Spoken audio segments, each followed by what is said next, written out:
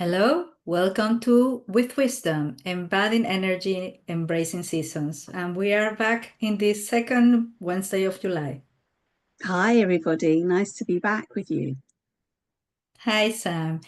Are you last time or last episode we were speaking about the boys and we went briefly through an exercise on getting in touch with the boys. And today I wanted to invite you and people listening to us to go more in depth in this experiment and experience with the boys. Mhm. Are you willing to? Yeah, definitely. I'm up for it. Okay. First of So all, clearing my throat, get and ready. sensing that and so before doing anything, don't force your voice to be in any way. Just get in touch with it in the as it is right now. Just if you want to read something out loud or speak something out and just sense what is the quality of your voice, where it's coming from in your body, how it feels. Well, I've decided to read something, and then I Mm-hmm. picked off. It took a bit of while to choose something, but I picked off the Four Agreements, which is a fabulous little book, Mm-hmm. and I noticed that I had a green piece of paper here. I thought, oh, Mm-hmm. what's that? So I thought I'll read this bit. Mm-hmm.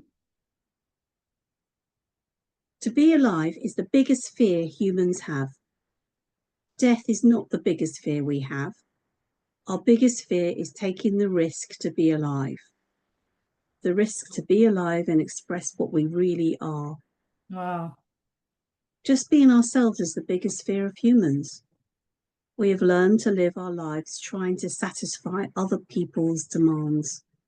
We have learned to live by other people's points of view because of the fear of not being accepted and of not being good enough for someone else. Hmm. Wow. Mm. Clearly, that was, when I read the book, an important bit. Yeah. But you asked me to connect with my voice. So as I read that, I kind of felt my voice towards the back of my throat Mm-hmm. and very much here. And for me, listening to my voice, it felt sort of, if there were surfaces, if you imagine surfaces of the earth, if you're cutting through, it felt very much on the surface here. Mm-hmm. The grass is here, then we got a little bit of the roots, and it felt like my voice was just below. Mm-hmm. And the words that I was reading were really powerful. It was all about, Mm-hmm. learning to kind of be with ourselves and not live by other people's points of view. So there was something there. And now I can hear a little, yeah, can you hear it? Yeah. So, something there, something around not really releasing the fullness of my voice. Hmm. Hmm. Not really releasing the fullness of. Wow. So before doing the exercise, if you are feeling to, you can like a little bit like shaking, like just to change and inform your body that you are going to change of state. Yeah, yeah. Let that end organically without forcing, just let the movement complete and coming into stillness. My hands are buzzing now. Hmm. And get in touch first with your feet on the ground if they are on the ground. Just Sense, going to drop my chair slightly. yeah, just take the position you feel you are organically there, not making any extra effort to maintain this position, no? That you are received by the chair, by the ground, by the and your feet are in touch. Notice your feet, your hands, your back, your head. Also your breathing without without trying to force it or change it or make it in any way. You're breathing as it is right now. Notice how the air enters the nose, goes through the throat, expands in the chest. And then gently bring your awareness to your belly, where it's near the belly button, a little bit below. There's the lower dantian, which is a pool of energy, of chi. And feel like it's in each in-breath, bring the focus and the intention to expand and to breathe in the belly button, in the dantian. And with each out breath, it's just relaxing.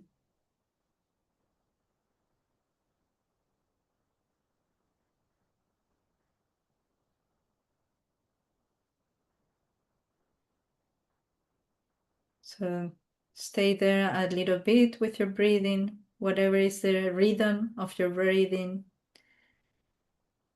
Expanding your belly with each in-breath, like we were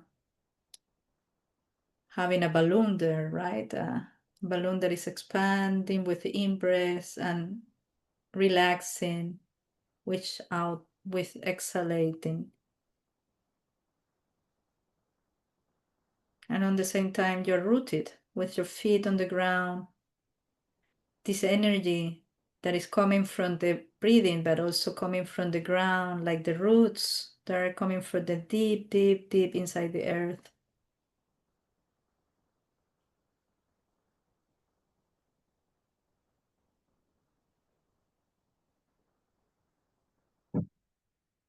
And whenever you're feeling ready, that you are settled in that part of the body, and feel like you want to get in touch again with your voice, maybe you speak out or you read again the same piece to notice the quality of the voice, but also how these words connect with you and in this state.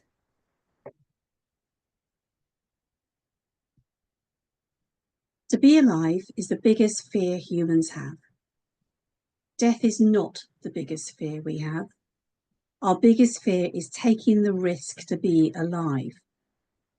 The risk to be alive and express what we really are. Just being ourselves is the biggest fear of humans. We have learned to live our lives trying to satisfy other people's demands. We have learned to live by other people's points of view because of the fear of not being accepted and of not being good enough for someone else. Now, I don't know whether or not my voice came over in a different way to anybody else who was listening, but to me, it felt different internally. And what I was drawn to when you were talking and, took me down to my lower dantian and what I was feeling when I was breathing there, I had an image in my head of a young lad sitting by a fire with some kind of animal that's been roasted on a spit over the fire, and they had the bellows in their hand to keep the fire burning, but not so much that it burnt the food that was being prepared. So this young lad, probably a little serving boy, was just doing the bellows gently and consistently to keep those flames glowing and kind of in a state that was going to nourish other people with that food that was being prepared. And I felt that word nourish and nurture came through there for me. And it was around a little kind of question for me, who have you got sitting by your fire right now? Have you got some poor lad who's not had much sleep and is feeling quite weary and tired? Or, who is nourishing your flame? And what is nourishing your flame, Sam? And that was when I that person became healthier.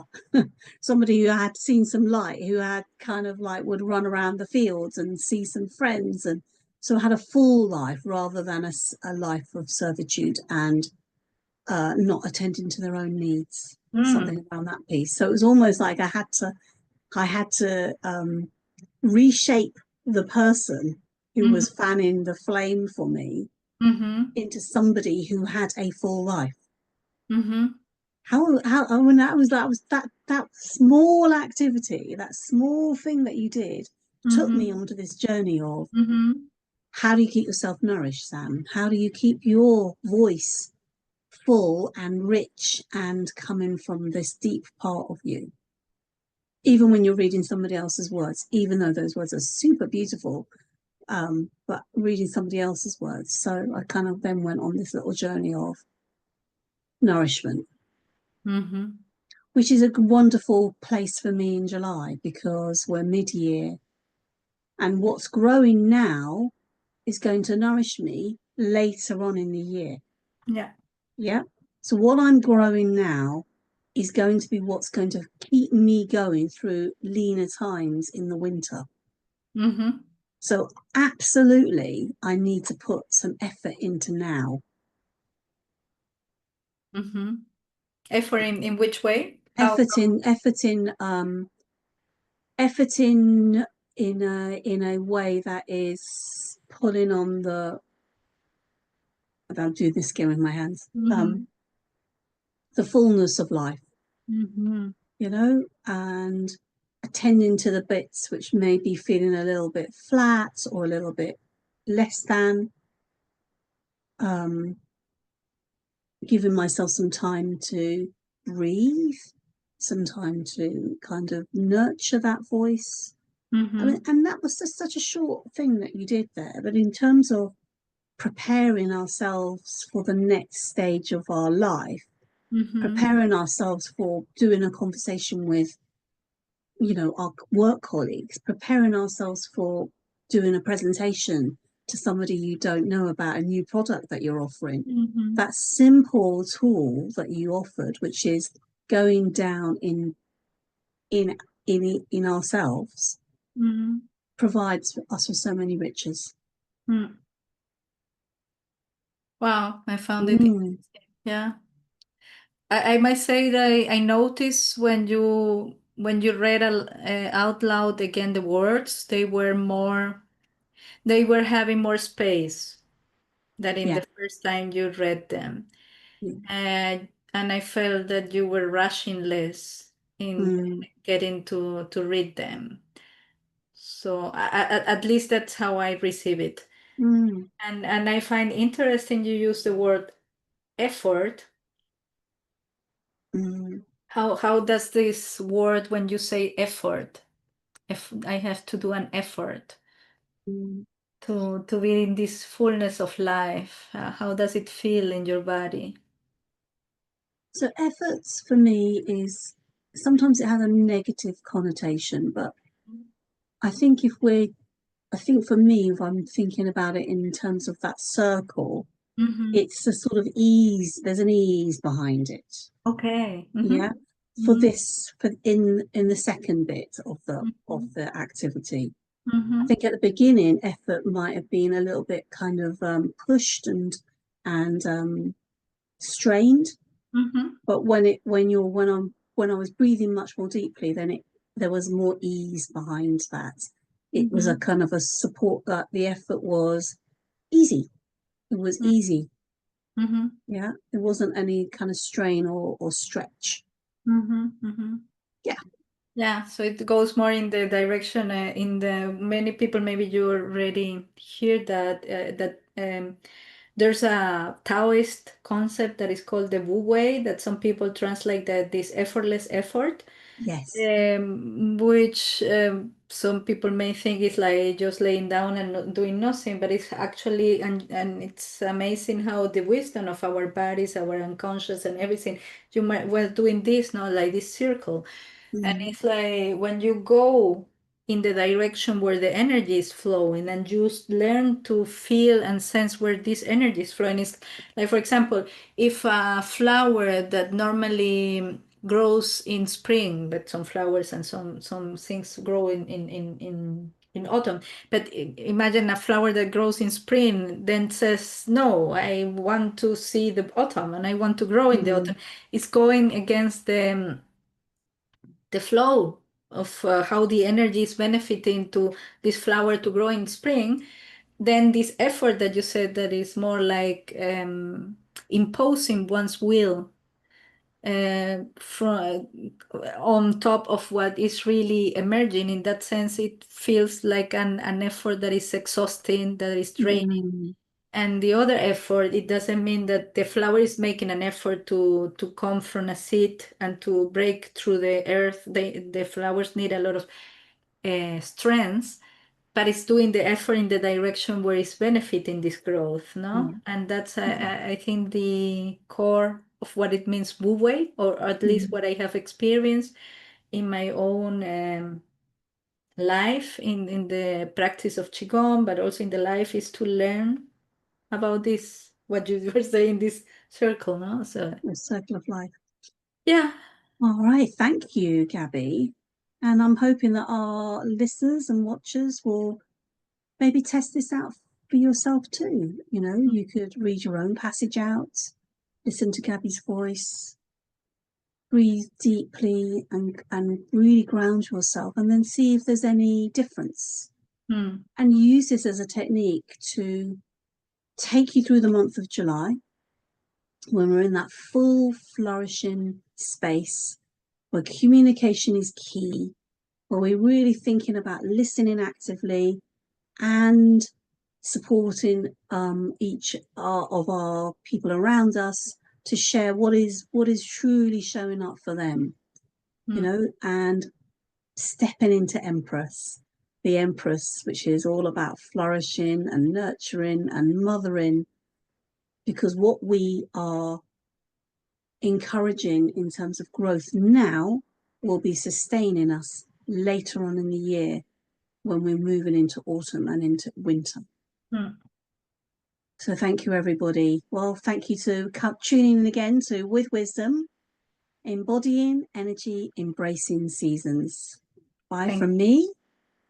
Bye-bye. See you next time. Bye. Leave us comment and let us know how it goes. Yeah, absolutely. Bye-bye.